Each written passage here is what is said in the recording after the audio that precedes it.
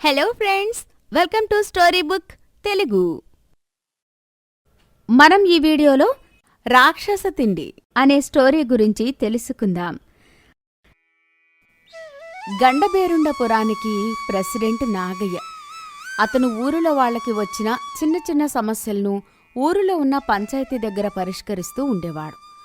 ఎప్పటిలాగానే ఆ రోజు ఏదో ఇద్దరి రైతులకు పొలం మధ్య చిన్న తగాదా ఉంది అంటే తీర్చడానికి వెళ్ళి వాళ్ళకి సర్ది చెప్పి వచ్చేసరికి సమయం దాదాపు మధ్యాహ్నం దాటేసింది.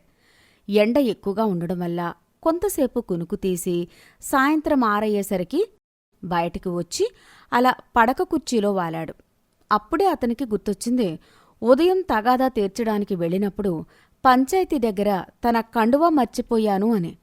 వెంటనే వాళ్ల పాలేరు సీనుగాడికి ఇంటికి రమ్మని కబురు చేశాడు. అయ్యా, ఎందుకో తొందరగా రమ్మని కబురు చేశారంట. ఏమైనా అర్జెంటు పనా? చెప్పండి అయ్యా, చిటికలో చేసేస్తా. ఊరుకోరా, మీలో ఎవరు కోటీశ్వరుల్లో నాగార్జున కూడా ఇలాగే అనేవాడు. చిటికలో వచ్చేస్తా అని 5 నిమిషాలు పట్టేది. మళ్ళీ వచ్చేసరికి ఎవరైనా మాటలు ఇలాగే చెప్తారు. చెప్పి చూడండి అయ్యగారు, ఈ సీనుగాడి మాట అంటే మాటే, నాగార్జున బాబు అంటే మేకప్ వేసుకోవాలా? మనం అలాగ కాదు, ఇలా వెళ్ళి అలా వచ్చేస్తా. సరేలేరా బాబు, నీ పనితనం కోసం నాకు తెలిసి కూడా నీతో వాదించడం అంటే నా బుద్ధి తక్కువే. ఇంతకీ అసలు విషయం ఏంటంటే, నేను పంచాయతీ దగ్గర నా కండువా మర్చిపోయానురా. కొంచెం వెళ్ళి తీసుకురారా. ఇప్పుడు వెళ్ళమంటున్నారేంటండి మీరు? ఈ చీకటి సమయంలో ఎవరూ అటువైపు వెళ్లరు కదా. మీరు ఊరుకోండి అమ్మగారు, మీకు ఇంకా ఈ సీనుగాడి కోసం అర్థం అవ్వలేదా? నేను ఇలా వెళ్ళి అలా వచ్చేస్తాను, చూడండి అంటూ మంగా వెళ్లొద్దని ఎంత చెప్పినా కూడా వినిపించుకోకుండా సీను ఆ కండువా తీసుకురావడానికి బయలుదేరతాడు. పంచాయతీకి వెళ్లి చూసేసరికి ఆ కండువా అక్కడే గోడ మీద ఉంటుంది. అది తీసుకుని ఇంటికి బయలుదేరతాడు. ఇంతలో అక్కడే పాడుబడి ఉన్న బంగ్లా నుండి ఏవో శబ్దాలు రావడంతో అటువైపుగా వెళ్తాడు. ఇంతలో వాడికి ఊరిలో వాళ్ళు చెప్పుకునే మాటలు గుర్తుకొస్తాయి. ఆ బంగ్లాలో ఒక పెద్ద రాక్షసి ఉందని, అది అక్కడికి వెళ్లిన వాళ్ళని చంపేస్తుందని. కాని సీను తనకు తానే చాలా ధైర్యవంతుణ్ణి అనుకుని, చెట్టు మీద దయ్యం నాకేం భయం, చెట్టు మీద దయ్యం నాకేం భయం అనుకుంటూ లోపలికి వెళ్తాడు. ఇంతలో అప్పుడే అక్కడ రాక్షసి తను తెచ్చుకున్న మేకని తినడానికి కూర్చుంటుంది. సీను మాటలకి ఒక్కసారిగా ఉలిక్కిపడి లేస్తుంది. ఒక్కసారిగా పైకి లేచి గట్టిగా అరుస్తుంది. ఆ అరుపులకి అప్పటి వరకు ధైర్యంగా ఉన్న సీను నోటి నుండి ఒక్క అక్షరం కూడా బయటికి రావట్లేదు. దానిని చూడగానే ఏం చెయ్యాలో తెలియక దాని చూపులకు భయపడుతూ అక్కడే నిలబడిపోయాడు. ఎవడ్రా నువ్వు? ఇక్కడికెందుకొచ్చావు? ఇక్కడ నేను ఉంటానని తెలీదా నీకో? తెలుసు. మరి తెలిసి కూడా ఇక్కడికి వచ్చావా? అది కాకుండా చెట్టు మీద దయ్యం నాకేం భయం అంటావా? అంటే నువ్వు నాకు భయపడవన్నమాట. సరే, నీకు ఎంత ధైర్యం ఉందో నేను చూస్తా.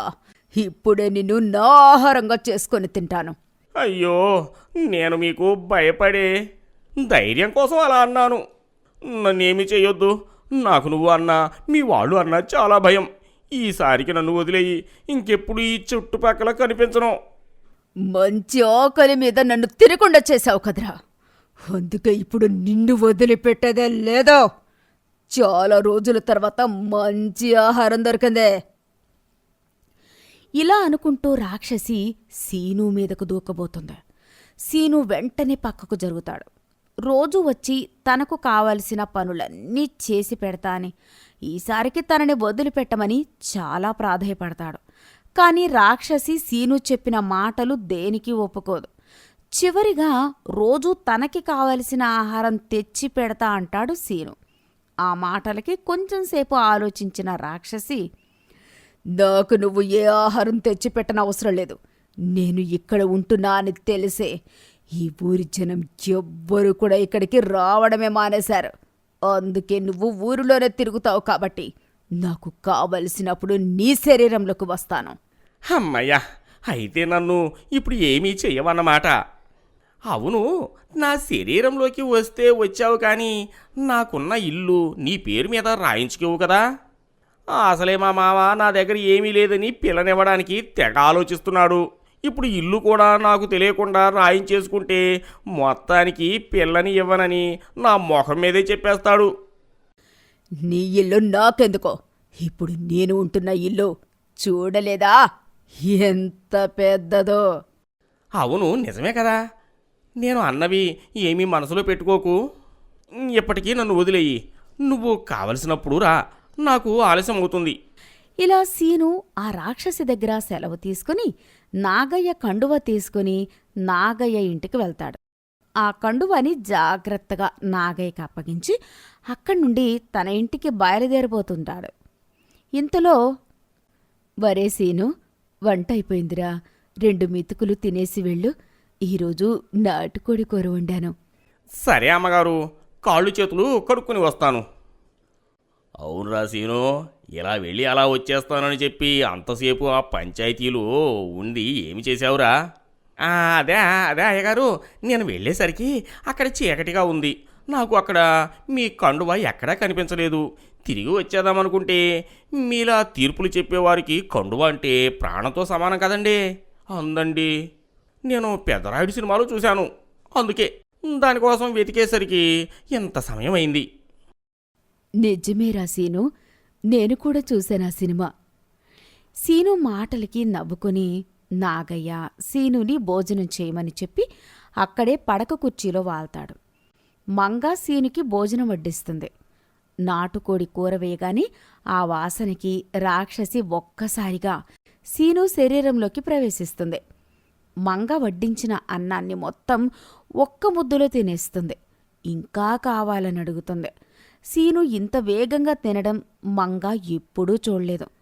పోనీలే, ఆకలి మీద ఉన్నాడేమో అనుకుని మళ్లీ వడ్డిస్తుంది. వండిన కూర మొత్తం అయిపోయే వరకు అలా తింటూనే ఉంటుంది. ఆ కూర మొత్తం అయిపోగానే ఆ రాక్షసి సీను నుండి బయటికి వెళ్ళిపోతుంది.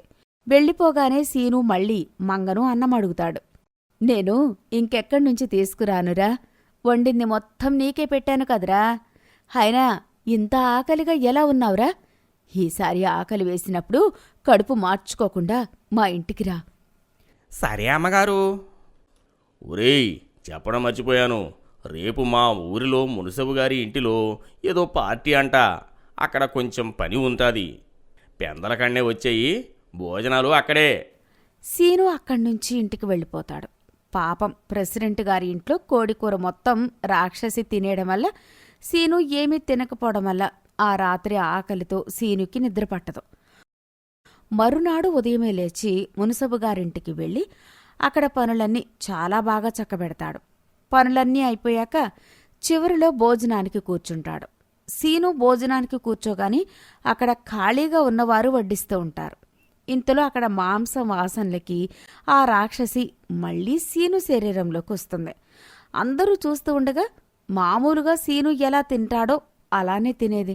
సీనుని ఎవరూ పట్టించుకోవట్లేదు అని అనుకునేసరికి తన నిజరూపంలోకి మారిపోయి ప్రశాంతంగా తినేది.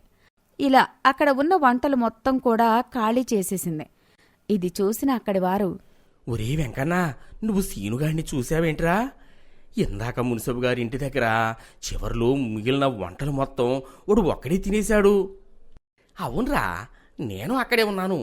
కానీ అక్కడ తిన్నది సీనుగాడు కాదు అనిపిస్తుందిరా. ఎందుకంటే వాడు తింటున్నప్పుడు నాకు వాడిలో ఒక రాక్షసి రూపం కనిపించిందిరా. అవునరా, నాకు కూడా అలాగే కనిపించింది. కాకపోతే ఎవరికైనా చెప్తే అది నన్ను ఏమైనా చేస్తుందేమో అని భయమేసి చెప్పలేదురా. ఇలా వీళ్ళు అనుకున్న మాటలు ఆ నోట ఈ నోట ప్రెసిడెంట్ వరకు చేరాయి. అప్పుడు ప్రెసిడెంట్ భార్య మంగ కూడా ప్రెసిడెంట్తో ఇదే విషయం చెప్తుంది. వాళ్ళ ఇంటి దగ్గర నాటుకోడి కూర వండినప్పుడు మొత్తం ఒక్కడే తినేశాడని చెప్తే నమ్మకుండా తిట్టారని గుర్తు చేస్తుంది. వెంటనే ప్రెసిడెంట్కి అనుమానం వచ్చి సీనుని పిలుస్తాడు. ఒరే సీను, ఆ రోజున నా కండవ తీసుకురావడానికి వెళ్ళినప్పుడు నువ్వు పంచాయతీకి వెళ్ళావా, లేదంటే ఎక్కడికైనా వెళ్ళావా? అది పంచాయతీకి వెళ్ళానండి. అప్పుడే ఆ పాడుబెండ బంగ్లాలో ఏదో శబ్దం వినిపిస్తే అక్కడికి వెళ్ళానండి. అంటూ జరిగింది మొత్తం చెప్తాడు. నాకే ధైర్యం ఎక్కువ అంటూ ఎంత పని చేశావు కదరా. వెంటనే ఒక మంత్రాల మాంత్రికుడికి కబురు పంపుతాడు నాగయ్య. ఆ మంత్రాల మాంత్రికుడు ఏవేవో పూజలు చేసి ఆ రాక్షసిని అక్కడికి రప్పిస్తాడు. ఆ రాక్షసిని చూడగానే, ఏమే, ఇన్ని రోజులు నాతో ఆడుకున్నావు కదే, ఈరోజు నీకు ఈ మాంత్రికుడి చేతుల్లో మూడింది. ఒరే సీనుగా, నువ్వు కంగారు పడకురా. ఇక్కడికి వచ్చినంత మాత్రాన నీవు వీడికి లొంగిపోయినట్టు కాదు. ఈ చక్రంలో నుండి బయటకు రాని నీ పని చెప్తాను అంటూ సీను మీద దూకబోయింది. వెంటనే సీను నాగయ్య వెనక్కి వెళ్ళిపోతారు. కొంచెంసేపు నిశ్శబ్దంగా ఉండమని సీనుని హెచ్చరిస్తాడు మాంత్రికుడు. తర్వాత చాలాసేపు దాంతో మాట్లాడి ఏం కావాలో అడుగుతాడు. దానికి గాను ఆ రాక్షసి, నేను నా కడుపు నిండా తిని చాలా రోజులైంది. నేను ఆ పాడుబడిన బంగ్లాలో ఉంటున్నా అని తెలిసి దగ్గర నుండి అక్కడికి ఒక్క పిట్ట కూడా రావడం మానేసింది. కాబట్టి నా కడుపు నిండా ఆకలి తీరిస్తే నేను ఈ ఊరి నుండి వెళ్ళిపోతాను. నీ కడుపు నిండాలంటే నీకు ఏం కావాలో చెప్పు, ఆ ఏర్పాట్లు నేను చేయిస్తాను. నాకు ఒక పెద్ద రాశి అన్నం, దానిలోని 2 దున్నపోతులు, ఒక 1/2 డజను మేకలు, 1 డజను కోళ్లు కావాలి. సరే, నువ్వు అడిగినవి అన్నీ ఏర్పాటు చేస్తాను. అవి తిన్నాక నువ్వు ఈ ఊరును విడిచి వెళ్ళిపోవాలి. తప్పకుండా వెళ్ళిపోతాను. రాక్షసి మాట ఇచ్చిన తర్వాత ఊరిలో వాళ్ళందరూ కలిసి వాళ్ళ స్తోమతకు తగ్గట్టు డబ్బులు వేసుకుని రాక్షసికి కావలసినవి మొత్తం ఆ పాడుబడిన బంగ్లా దగ్గరే ఏర్పాటు చేస్తారు. వాటన్నిటినీ కూడా తృప్తిగా తింటుంది రాక్షసి. ఇచ్చిన మాట ప్రకారం ఆ ఊరిని విడిచిపెట్టి వెళ్ళిపోతూ ఒకసారి సీను దగ్గరికి వెళ్తుంది. నువ్వు మళ్ళీ ఇక్కడికి ఎందుకు వచ్చావు? నేను నీకోసం ఎవరికి నా అంతటి నేను చెప్పలేదు. నువ్వు నన్ను ఏమీ చేయకూడదు. నేను నిన్ను ఏమీ చేయడానికి రాలేదు. నేను నీ శరీరంలో ప్రవేశించడం వల్లనే చాలా ఏళ్లుగా నిండని నా కడుపు ఈరోజు నీ వల్లనే ఆకలి బాధ లేకుండా ఉంది. నువ్వు ఆ బంగ్లాలోకి వచ్చి మంచి పని చేశావు. కాబట్టి నీకు ఎప్పుడు ఏ అవసరం వచ్చినా నన్ను 3 సార్లు పొట్టి రాక్షసి అని పిలిస్తే నీకు సాయం చేస్తాను అని చెప్పి వెళ్ళిపోతుంది. తరువాత సీను ఆ బంగ్లాలోకి వెళ్లబట్టే ఆ ఊరికి ఆ రాక్షసి బెడద తప్పిందని, సీను చాలా ధైర్యవంతుడని సీను వాళ్ల మామ తన కూతుర్ని సీనుకి ఇచ్చి పెళ్లి చేస్తాడు. మొత్తానికి సీను ఎప్పట్నుంచో ఎదురు చూస్తున్న పెళ్లి ఈ రాక్షసి వల్ల ఇలా అయ్యింది. కథ చివరి వరకు చూశారు అంటే ఎంతో కొంత నచ్చే ఉంటుంది. వీలైతే లైక్ చేయండి, కుదిరితే షేర్ చేయండి. మరిన్ని కొత్త వీడియోస్ కోసం మన స్టోరీ బుక్ తెలుగు ఛానల్ని సబ్స్క్రైబ్ చేసుకోండి.